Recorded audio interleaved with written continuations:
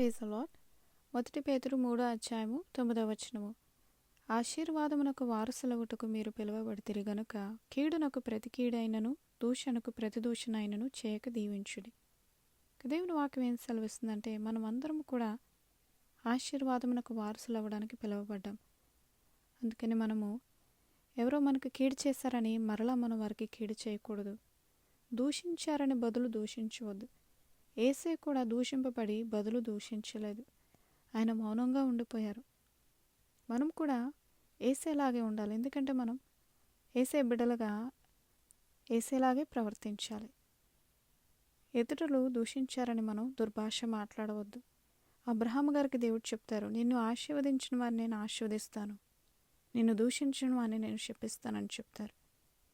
So మనం ఆశీర్వదిస్తే ఆశీర్వదింపబడతాం, మనం దూషిస్తే శపింపబడతాం.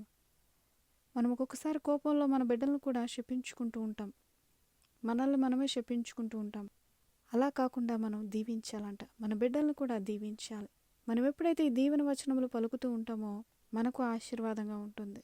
శత్రువులను కూడా ప్రేమించమన్నారు యేసయ్య. మన నోటిని కాచుకున్నప్పుడు శ్రమల నుండి మనం కాపాడబడతాం. ప్రార్థన చేసుకోవచ్చు. పరిశుద్ధుడ తండ్రి, ఇదిగో నాయన, మేము బదులు దూషించక దుర్భాష మాట్లాడక దీవెన వచనములు మా నోట్లో నుంచి వచ్చే కృపనివ్వండి. మా బిడ్డలు మేము దీవించుకోవాలి. అలాగే ప్రభా, మాలో శాపము వచనములు రాకుండా మా నోటిని కాపాడండి. తండ్రి, సహాయం చేస్తారని నమ్ముచు యేసే పరిశుద్ధ నామములో చిన్ని ప్రార్థన వేడుకొచ్చున్నాం పరమ తండ్రి. ఆమెన్.